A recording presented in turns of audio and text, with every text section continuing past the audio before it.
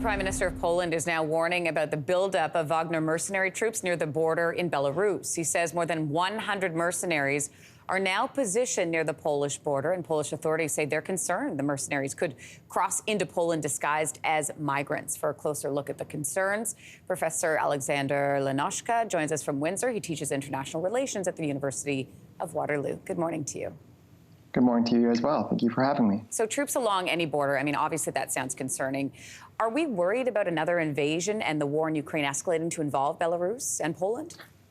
In a way, Belarus has already been involved by providing the staging ground for various ground and missile attacks on Ukraine. However, I think it's very unlikely for there to be any sort of escalation as regards to neighboring Poland. Poland is, after all, a NATO country.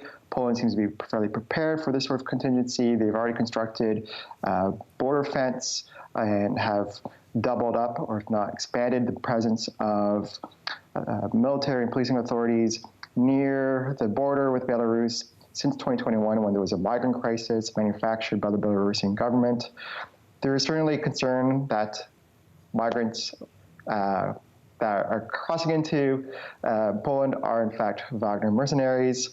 That's one to be taken seriously, but whether that would actually mean some sort of direct military confrontation, I think will be very unlikely. I want to ask you more about that, because what is the big concern about Russian Wagner troops crossing into the border into Poland as migrants? Well, they could undertake various subversive activities like sabotage and so forth.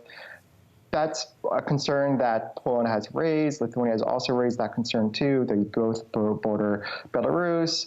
However, again, that will be an action that will be best left to policing and legal authorities within those two NATO countries.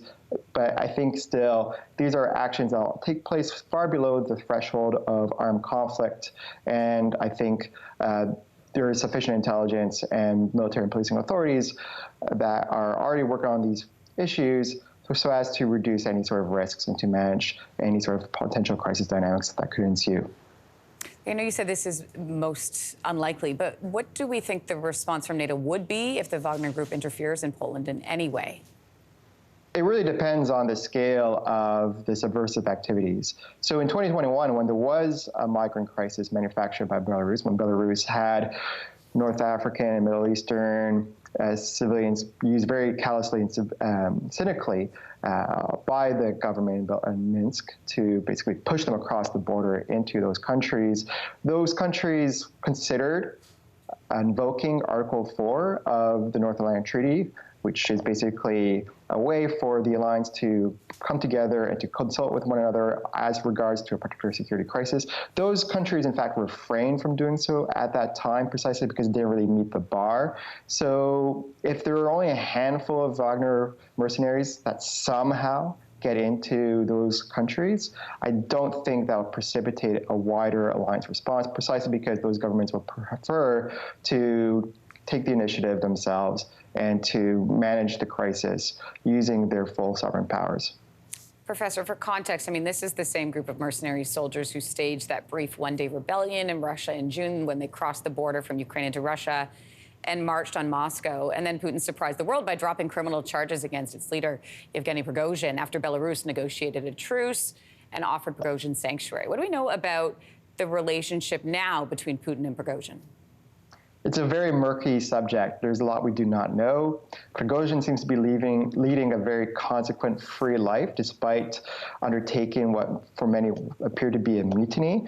But there have been estimates of about 4,000 Wagner mercenary forces positioned within Belarus. Most of them seem to be in a village not far from Minsk, but there have been reports of some near Grodno, which is near the Polish border, but those numbers are fairly small, maybe 100 at most. But they seem to be there to train Belarusian regular and special elite forces. What that would entail, I do not really know. No one seems to really know, but I suspect that this is part of some sort of broader deal struck between Putin and Prigozhin and Lukashenko, the president of Belarus, last month, in order to resolve that crisis that we all saw in June. Professor Alexander Lenoshka, thanks for joining us this morning. Appreciate it. Thank you very much for having me again. Hey, thanks for watching. If you liked this, be sure to subscribe here, or you can check out more Your Morning videos right here.